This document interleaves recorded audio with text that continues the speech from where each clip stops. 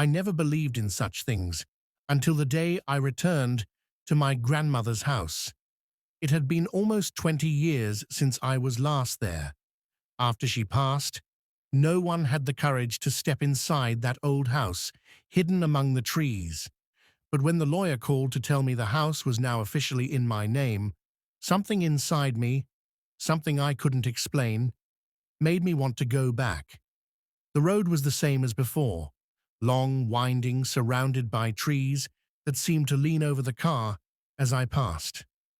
The sky was grey, and the wind carried a scent of rain mixed with wet earth. Every mile seemed to pull me deeper into the memories I'd tried to bury. When I stopped in front of the rusty gate, a chill ran down my spine, the same gate that creaked all through my childhood. I pushed it hard, and it answered with that sharp sound, like the cry of tired metal. The garden was dead. The flowers she once cared for so tenderly had turned into dry, twisted branches. But the house was the same tall windows, the same wooden roof, the same faded curtains dancing with the wind that slipped through the cracks. I opened the door. The air inside smelled like time, a blend of mildew, old wood, and something familiar, my grandmother's perfume. That soft lavender scent she used to wear in her hair. I walked slowly through the living room. Each piece of furniture, covered in white sheets, looked like the ghost of something that once lived there. The photographs on the walls were still in the same places, covered by a thin layer of dust. I saw myself as a child in one of them, sitting on her lap. She was smiling, a calm, loving smile, one that for a moment made me wish I could go back in time.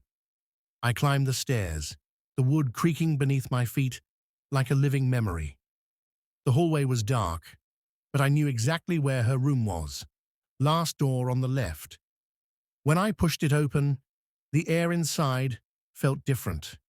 Not heavy, just present, as if the room was still being lived in. The bed was made, the floral blanket neatly folded, the armchair beside the window, and there it was, the mirror. Large, old, framed in hand-carved dark wood. The same mirror I used to play in front of, making faces to make her laugh. The same mirror where she brushed her hair every morning, telling me stories about mirrors that hold gentle souls. I approached slowly. The glass was foggy, but something about it felt strange. The reflection seemed deeper than normal, as if the mirror were a doorway to another time. I wiped the surface with my hand, and for an instant, I swear I saw a shadow move within it. I stepped back, heart racing, looked behind me, nothing. I looked back at the mirror. Now, my reflection was there, but different. I looked younger, and behind me, the room wasn't as it was now. It was alive, bright, full of flowers, and sitting in the armchair was her, my grandmother. I couldn't breathe. "Grandma," I whispered. She looked at me with tenderness, and then she spoke. Her voice was the same, soft, loving, yet distant. "You've grown, and you came back." A lump formed in my throat, my eyes filled with tears. Is this a dream?" She smiled. "No, my dear. It's just what remains between us." I took a step forward. The surface of the mirror rippled slightly, like water. "Why am I seeing this?" I asked. She lowered her gaze and answered gently, "Because you never said goodbye. And as long as the heart doesn't close, the mirror doesn't either." I looked around.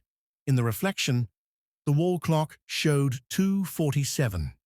Here, in the real world, it was frozen. The hands didn't move. "Do you miss me?" she asked. The question pierced through my soul. "Every day." She smiled sadly. "Then close your eyes." I did. A warm breeze brushed against my face, soft and gentle, like the touch of a hand. The air smelled of lavender and fresh coffee. For a moment, I heard the old radio playing the same song she used to listen to on Sunday mornings. I heard the wind through the curtains. I heard her laughter. When I opened my eyes, the room had changed. Alive, bright. Time itself seemed to have turned back. But then something shifted. The mirror began to darken. Her reflection was fading, slowly, like smoke. "Don't go," I cried. She looked at me one last time, her smile serene. "My time is over, my child, but yours is still running. Carry the love and let the mirror rest." Tears streamed down my face, and when I blinked, the reflection returned to the empty room. The clock, however, had changed. 2:48. Just 1 minute, but it was enough to understand that something within her had said goodbye. I touched the mirror's cold surface and whispered, "Thank you for waiting." The mist outside began to clear through the window. The sun rose behind the trees, spilling golden light over the old frame. And for an instant, I swear I saw her reflection beside me, smiling. I walked down the stairs in silence. Each step felt lighter. When I closed the door behind me, the sound of the wind carried one last word, soft and distant. "Come back any time." I looked one last time through the window into her room. The mirror reflected only the bed and the wall.